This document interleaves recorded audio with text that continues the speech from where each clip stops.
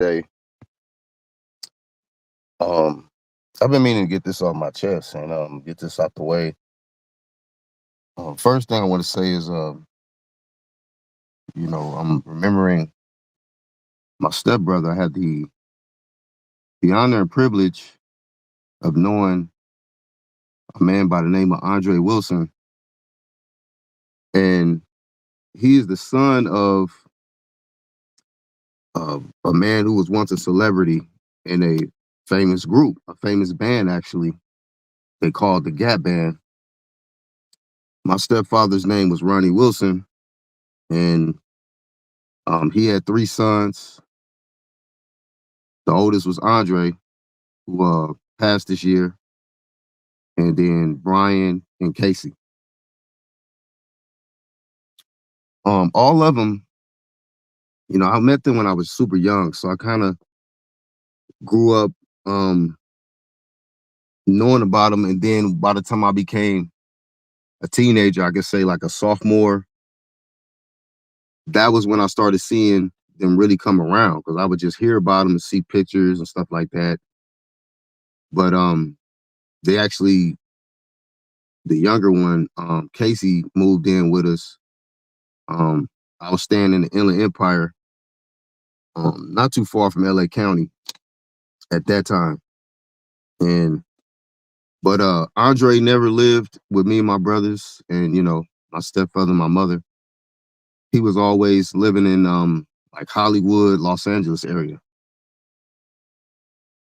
And when I did finally meet Andre, it was more than likely in the studio because my childhood was it consisted a lot of me just being around a lot of musicians and uh, just different entertainers because of who my stepfather was. But his sons were talented, and Andre was, vocally the most talented one out of the brothers, in my opinion. He idolized his uncle, Charlie Wilson. A lot of y'all know who he is. He's still alive, and he has his albums and stuff like that. And he was the lead singer of the group, the Gap Band, Charlie Wilson, and incredible voice. Um, if I'm gonna rank singers, male singers, he's probably up there. I've heard a lot of good singers, and Charlie Wilson is probably one of the most incredible singers I ever heard live without no help in the studio, auto tune, nothing like that. Just I seen the dude smoke cigarettes, two cigarettes back to back and go on the stage and kill it. And I was looking at this shit like, what the hell's going on? But I mentioned Charlie to point out that Andre idolized Charlie, and in a lot of ways, he sounded like Charlie when he sung in the studio. But he did have his own particular unique sound. But you can see a lot of his inspiration was from Charlie. But my actually, my reason for doing this particular video is to make a point, and I was always a person that was around people that had fame and stuff like that to where it's like I learned. I just was like a sponge. I had to just, especially around the males, I was more of like, I have to just pay attention. My senses and my awareness was very, very high because you're around these freaking, high profile people. And I just learned from each particular person, each experience. And what I learned the most about being around my stepfather's sons, and Andre being one of them, is that as how the entertainment industry can drain the life out of you. And you could be talented as a musician, as a singer, But if you don't have anything that's grounded, if you don't have any realistic goals, then this entertainment industry and pursuing this quote unquote dream could lead you to some dark places. It could have you, you know, not prioritizing what's really important and putting your all into something that is just, a dream, a hope, a wish that, because a lot of people's dreams is that, man, I'm gonna blow up and then I'm gonna take care of everybody. But a lot of times in the midst of pursuing that dream, you got to get taken care of. And in the midst of you need to be taken care of, you might have children and stuff like that, and they got to be taken care of. And it becomes not only do you need to be taken care of, your kids need to be taken care of, and but you got a dream though that you're going after, that you're pursuing. And I learned that it was conflict in the situation between my stepfather and his sons, especially in particular Andre, because his father had moved on from them. He had his mother. We were both products of broken homes. Um, my mother and father split up. My mother ended up with a famous entertainer. Um, his mother and father split up. His dad is the famous entertainer, and my mother ended up being the one that his dad ended up being with.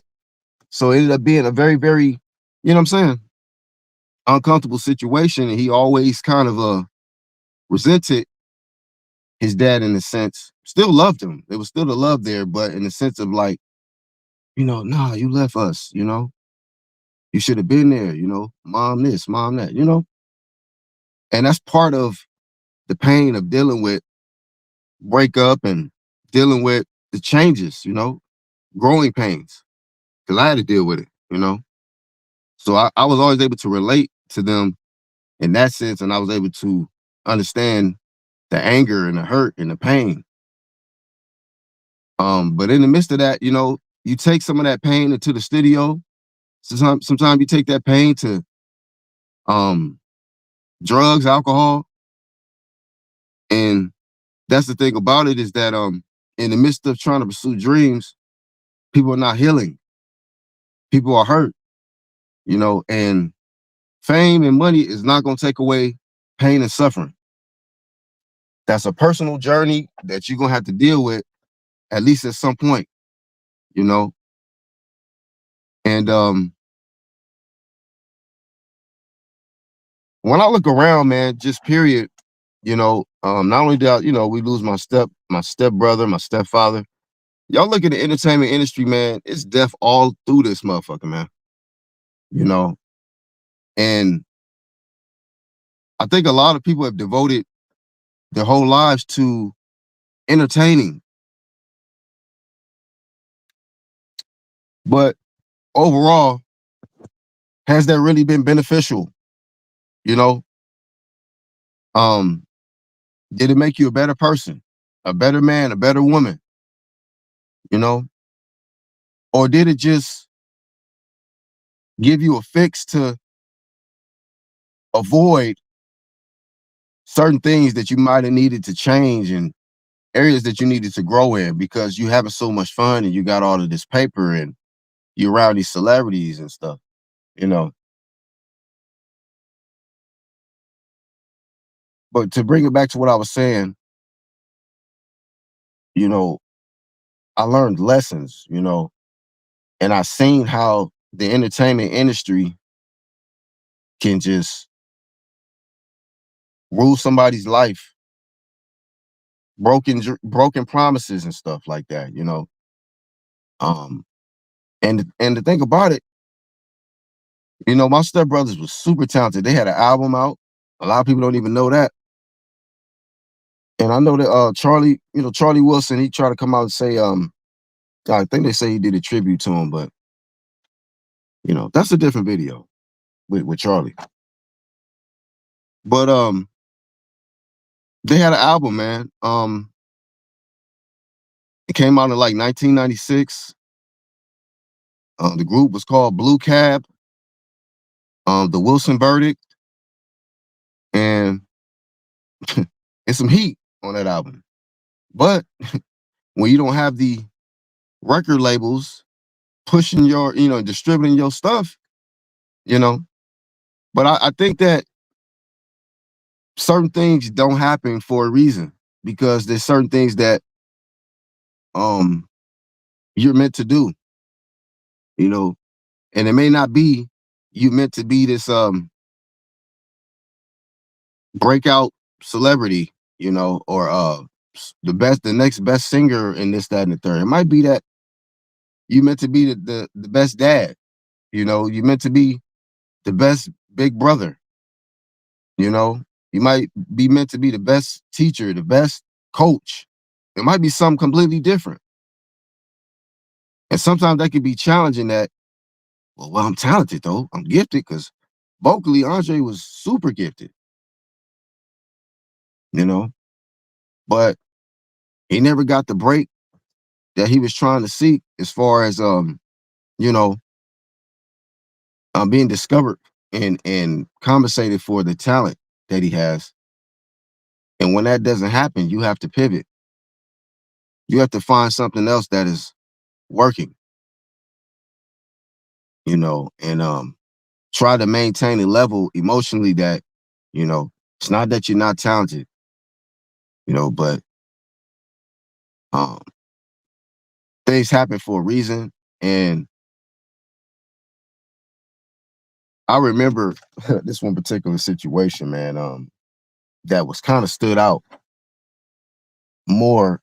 One of the biggest things that stood out to me that really made me remember Andre, it was a situation where I kind of got into it with my stepbrothers, not Andre, because I never got into it with Andre, but it was really the younger one, Casey,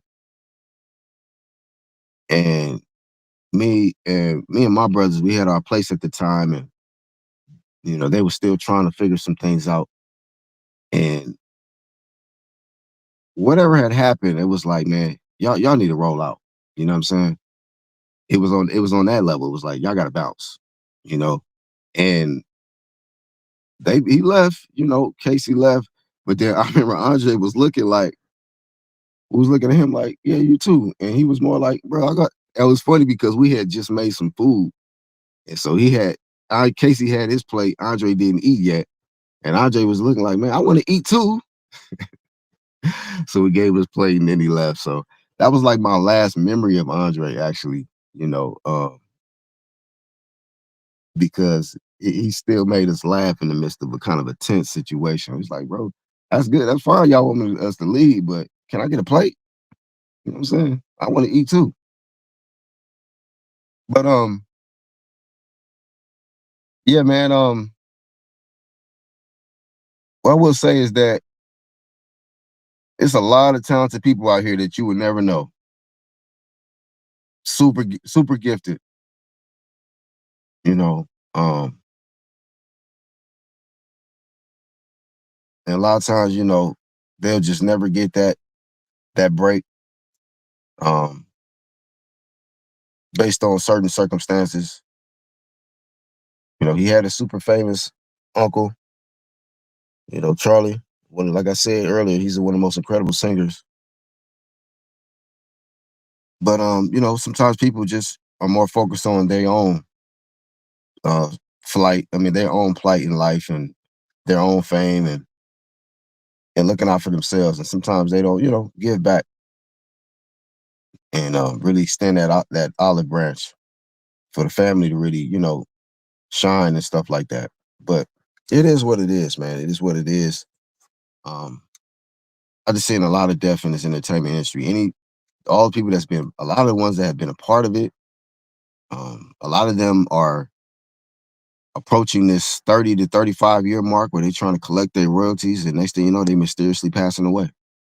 You know, so I don't know how much benefit people would say it has done for our culture because I'm seeing people sign contracts, and next thing you know, they out of here, man.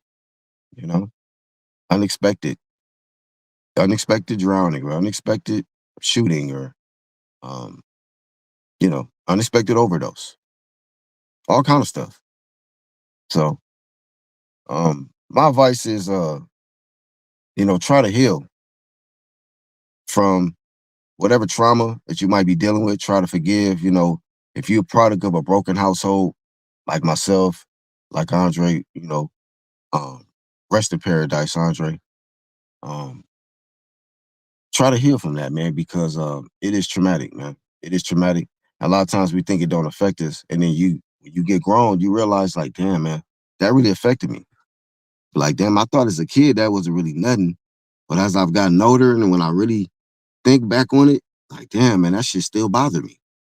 You know, that still make me want to like avoid it. And if it make you feel like that, that means you need to be addressing it.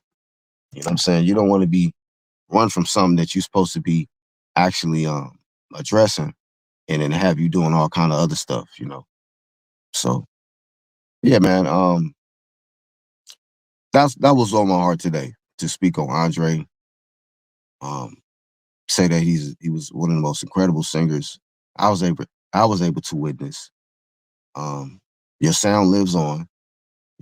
It's out there on these platforms, YouTube. I just wish it would have got a heavier promo push when it was really hot in the '90s. You know what I mean? I'm an '80s baby, so if it was music through the '80s and the '90s, I was listening to it. You know what I'm saying? So that's really all I got, man. Much love to Andre, man. I learned a lot from you and your brothers. Um, it wasn't always all, peaches and cream and positive, but you were still my brother. You were still my brother, and you came across my path for a reason. I believe that anybody that comes across my life path, I take it serious. You know, Especially if it was over a long period of time. Over some years, not just one day or one instant. You know, so um, there's a lot more that I can say in regards to my experiences being in the entertainment household, being a stepson of Ronnie, being a stepbrother of Andre, and his brothers and stuff like that. I almost feel like there's a lot of things that I need to do a book, and a lot of this stuff can turn into a movie. Not off just me, but just off what I was able to witness and learn, and see, and how I've developed my own understanding on how a lot of this go, and how, you know, um, my life could have been a whole different type of way if I was not aware of the certain choices, because I'm a talented dude too. You know what I'm saying? I wasn't just around talent, like, I was talented as well, and my brothers is talented. To where it's like we had to make different choices, just seeing how the entertainment industry affected people. How it just, it might would devour you and spit you out. You know, but yeah, man, I think I'm gonna give some more um content dedicated to maybe not just Andre, but just the Gap Band, period, man. Because there's a lot of stuff people don't know about the Gap Band family. Um, it's a lot of things that people don't know about my stepfather, Ronnie Wilson. How, man, he created a lot of those songs that y'all heard, from the group, and he never really got the props and loved and respect that he deserves for it. All the shine pretty much went to Charlie, you know, the younger brother Charlie Wilson, because he was the lead singer. But I learned early on what the stuff that's behind the scenes. Like, well, this person wrote it. This person played the guitar. That person played the bass on it. This person mixed it. This dude was on the drums. I was learning like, oh, okay, well, different people get credit for doing certain things and contributing to that album, that track or that album.